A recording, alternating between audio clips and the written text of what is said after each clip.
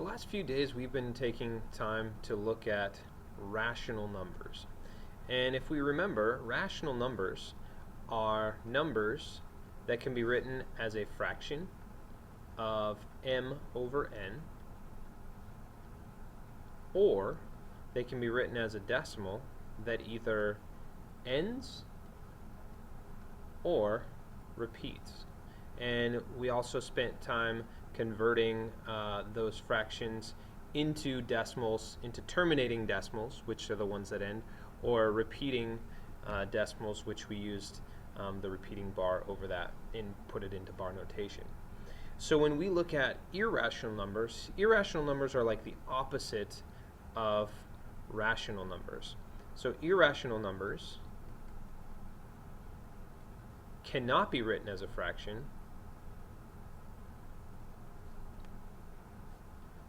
and they, when written as decimals, they never end and they never repeat.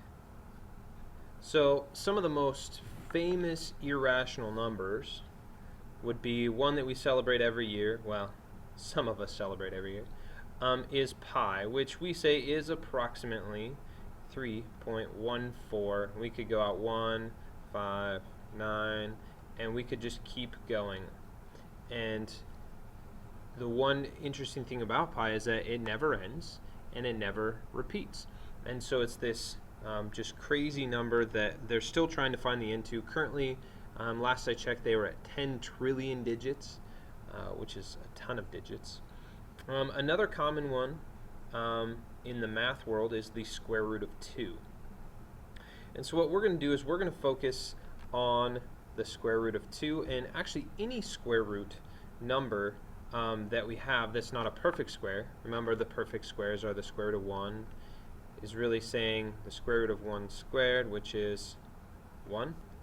Another one that we have is the square root of 4, which is really just saying the square root of 2 squared, which equals 2. So the square root is really just undoing a square. So we could go through this whole list here.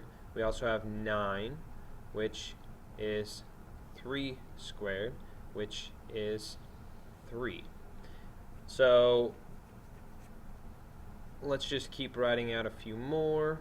Square root of 16, square root of 25, square root of 36, square root of 49, and we'll jump ahead to here, and so this is 4, because 4 times 4 is 16, so the square root of 16 is 4.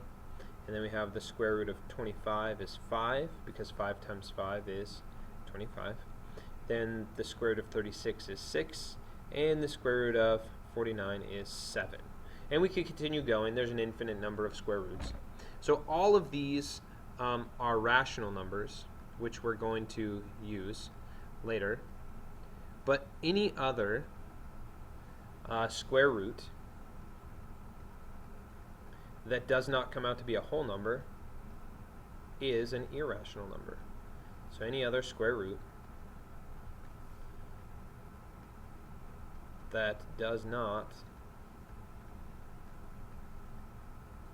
have a whole number solution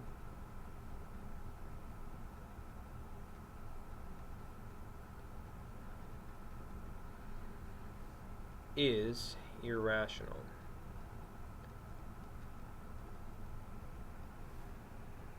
So for example, the square root of 2, square root of 3, the square root of 5, square root of 7, square root of 8, the square root of 11, 13, 17. Okay? Again, there's an infinite number of these here. And so we'll actually come back to what these are, the estimated values of them are.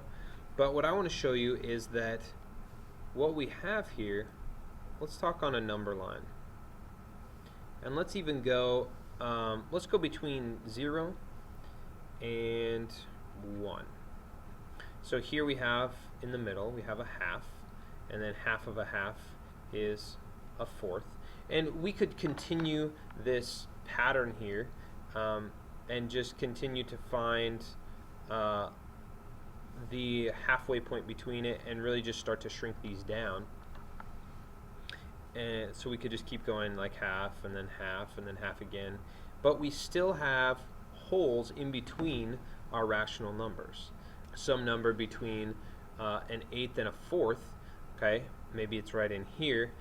There will be times when we cannot express that as a rational number, or we cannot write it as a fraction. And so that's where our irrational numbers come in. So irrational numbers, they fill in the holes between rational numbers. Now, the reason why this is important is because really it's the rational numbers and irrational numbers that make up the number set that we're spending time looking at, and that you're gonna see throughout the rest of your whole life. You may not deal with irrational numbers all the time, but recognizing that they're there is important. So we have irrational numbers. They fill in the holes between. So let's take a look and see what some examples are and really what they are, what they look like. Okay, so we can, let's pull up our calculator.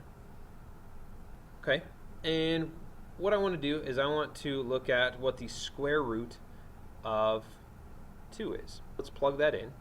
And so we go 2 square root, and we get this huge number here. It's very, very long.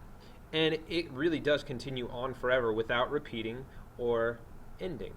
So let's just put it to 1.4142. So 1.4142. So when we look at where this is located on a number line,